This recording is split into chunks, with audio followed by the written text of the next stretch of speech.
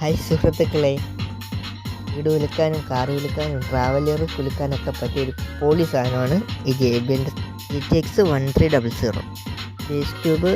ഇത് ഒറിജിനൽ പ്രൊഡക്റ്റാണ്. ഇതിൻ്റെ കോപ്പികൾ ധാരാളമായിട്ട് മാർക്കറ്റിൽ ലഭ്യമാണ്.